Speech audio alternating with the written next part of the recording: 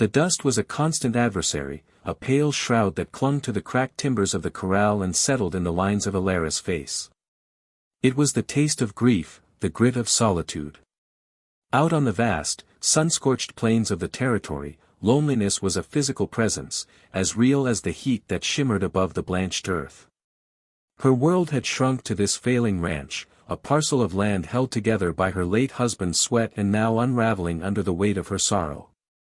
At the heart of this desolation, a vortex of power and untamed spirit, was the horse. He was a Mustang, black as a starless night, a living monument to the man who had captured him but never broken him. Thomas had called him Obsidian, for the sharp, gleaming edges of his wildness. Now, he was simply a reminder of all she had lost, and all she stood to lose. The whispers followed her from town, carried on the same wind that stole moisture from the soil. A woman alone. Can't manage. Blackwood will have her land by winter.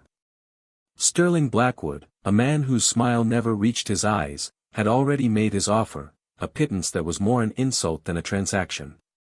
He circled her property like a vulture, patient and certain. The pressure mounted with every unpaid bill, every splintering fence post. Desperation was a tightening knot in her chest. It was this feeling that had given birth to the challenge, a reckless declaration born of pride and fear. 25 men had answered.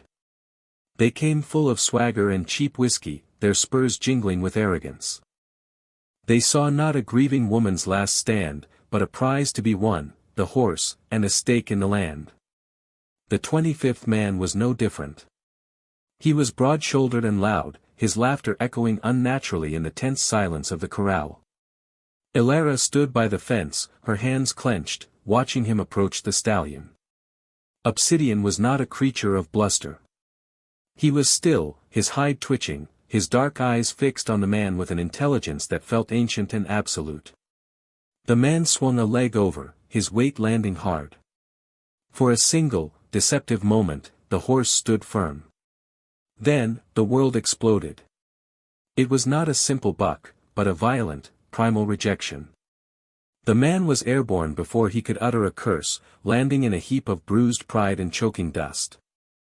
The horse spun, hoofs tearing at the earth, his snort a blade of sound cutting through the quiet. The onlookers, the few who still bothered to watch the spectacle, shifted uncomfortably. Another failure. Ilara felt their pity, sharp and unwelcome as stones. Her gaze lifted from the defeated rider to the untamable horse, and beyond him, to the endless, unforgiving horizon. A cold resolve settled over her. This ranch was hers. This grief was hers. And this untamable spirit, raging in the corral, was the last piece of her husband she had left. She would not let it be conquered by brute force. Weeks bled into a month, each day a mirror of the last. The dust of the failed riders had settled, replaced by a profound and heavy quiet. The challenge was a ghost that haunted the ranch, a testament to her folly. No one else came. The town had rendered its verdict, the widow and the horse were a lost cause. The ranch withered. A section of the barn roof sagged, threatening to collapse. The water in the north pasture well ran low. Ilara worked from dawn until her muscles screamed in protest, but it was like trying to hold back the tide with her bare hands. One afternoon, as she was trying to splice a broken fence line with hands raw and bleeding, a figure appeared on the road. He was not on a fine horse, nor did he carry the air of a challenger. He was on foot, leading a tired-looking mare, a dusty bedroll slung over his shoulder. He stopped at the gate, not entering, just waiting. Ilara watched him from a distance, her hand resting on the worn stock of the rifle she now kept close. He was lean, weathered by sun and wind, his face a landscape of quiet hardship. He made no move toward the house, his gaze sweeping over the tired land with an assessing, unreadable expression. Finally, she walked toward him, her steps measured. "What do you want?" Her voice was rough from disuse. He simply nodded toward her well. "Water, ma'am. For my horse. And maybe a day's work, if you have it." There was no bravado in his tone, only a weary courtesy. He did not look at her with pity, nor at the ranch with greed. His name was Silas. That was all he offered, and all she asked. She was wary, her trust a barren field, but his stillness was a stark contrast to the boisterous men who had come before. She needed help, and he looked like he understood what work was. "The water is yours," she said, her voice tight. "The work is mending fences. The pay is supper and a place in the barn." He nodded once, a gesture of acceptance. Fair enough, he didn't speak of the challenge. He didn't even glance toward the corral where Obsidian paced, a restless shadow. He simply led his mare to the trough, and then, he picked up the tools she had abandoned and got to work. His silence was more comforting than any words of sympathy she had endured. Silas worked with a silent, methodical grace. He moved like a man who wasted no energy, his actions deliberate and effective. The fence was mended not with brute strength, but with a patient understanding of the wood and wire. He reinforced the sagging barn roof with a clever brace fashioned from salvaged timber. He spoke little, and when he did, his words were spare and practical.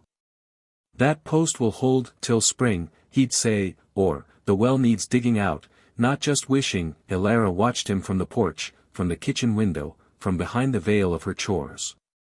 She had built a fortress around her heart, and he made no attempt to breach its walls. He respected her silence, her distance. He existed within the sphere of her lonely world but did not intrude upon it. His presence was a quiet hum against the loud static of her grief. His attention to Obsidian was different. He never approached the corral with a rope or a saddle. He would simply stand by the fence for long stretches, watching. He learned the stallion's rhythms, the flick of his ear that signaled agitation, the soft nicker that spoke of curiosity. One morning, Elara saw him carrying 2 buckets of water instead of 1. He left the second by the corral fence. Obsidian, after a long, suspicious pause, approached and drank. The next day, Silas brought a handful of wild apples he'd found near the creek bed. He laid them on the top rail and walked away. This silent courtship continued for days. It was a language of patience and respect, an offering without demand. Elara found herself watching this slow, careful dance, a strange warmth unfurling in her chest.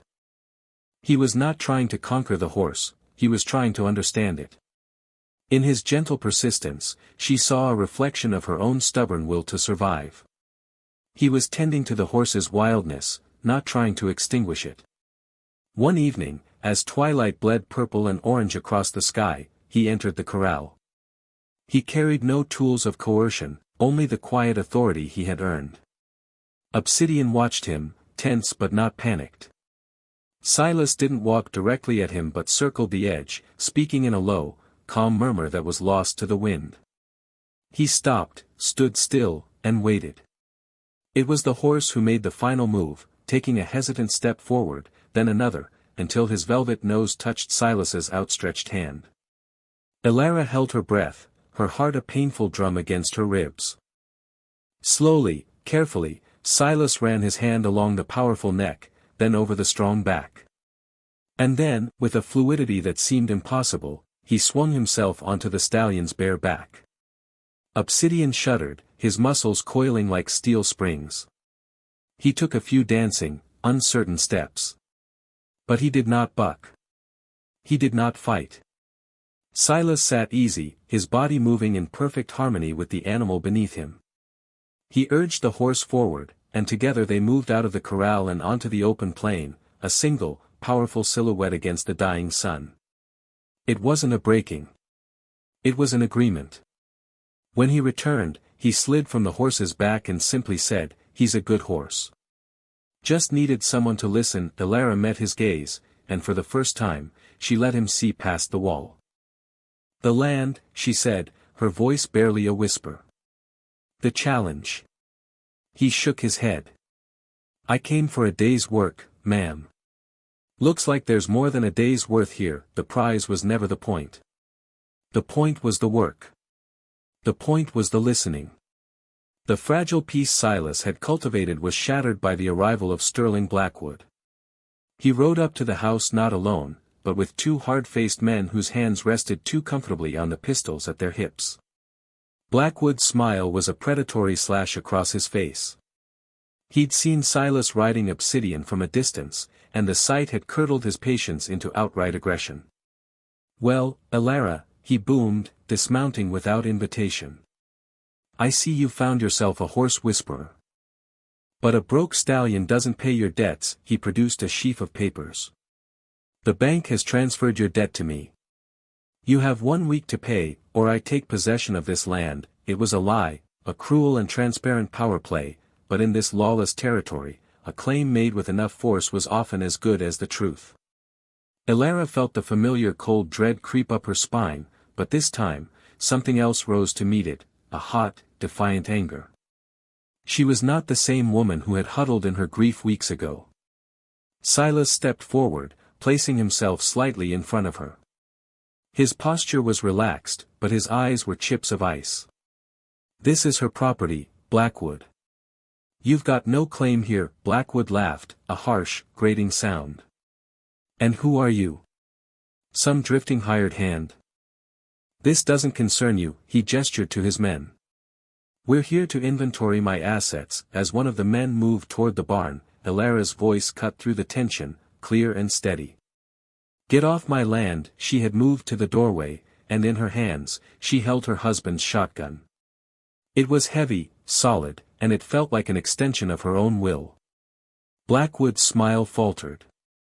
He had expected tears, pleading. He had not expected this steely resolve. He looked from Elara's unwavering gaze to Silas's quiet readiness, and a flicker of uncertainty crossed his face. The confrontation stretched, a silent battle of wills fought in the dusty yard. Just then, a sound tore through the air, a piercing, aggressive scream. From the corral, Obsidian launched himself against the gate, the wood groaning under the force of his powerful body. The sheer violence of the display startled Blackwood's men, their horses shying nervously. The stallion was a force of nature, a black demon defending his territory. The distraction was all Silas needed. He moved with lightning speed, disarming the closest man before he could even draw his weapon. The second man, seeing the shotgun aimed at his chest and his partner subdued, raised his hands. Blackwood, his bluff called and his hired muscle neutralized, stared at Elara with pure hatred. "This isn't over," he snarled, backing away. "It is for today," Elara replied, her voice ringing with an authority she hadn't known she possessed. The dust settled as Blackwood and his men retreated, their departure a bitter stain on the horizon. A profound silence descended, broken only by the soft stamping of Obsidian in his corral and the whisper of the wind through the dry grass. Elara lowered the shotgun, its weight suddenly immense. Her arms trembled, not from fear, but from the receding surge of adrenaline. Silas stood beside her, his presence a solid anchor in the quiet aftermath. They didn't speak. There was no need. In the crucible of that confrontation, a partnership had been forged, stronger than any legal document or spoken vow. They had stood together, a silent, formidable front. She went inside and carefully cleaned the shotgun, the scent of oil and solvent a strangely comforting smell. He went to the corral, not to ride, but to thank the horse, running a gentle hand down its neck and speaking in low tones only the animal could hear. That evening, for the first time, she set a place for him at the kitchen table. She didn't offer him a cot in the barn, she offered him a seat in her home. It was a simple gesture, yet it held the weight of a new chapter. As he ate, she looked out the window at the land, her land. She realized strength wasn't something a man gave you, it was something you found within yourself, sometimes with the help of a quiet soul who knew how to listen. The ranch was still a hard place, the future still uncertain, but she was no longer a widow adrift in her sorrow. She was the woman who had faced down Blackwood, the partner of the man who had tamed the untamable. The sun set, casting long shadows across the plains, but for the first time in a long time, Elara was not afraid of the dark. The horizon held not just hardship, but promise. It was a future they would build together, one mended fence, one quiet understanding at a time.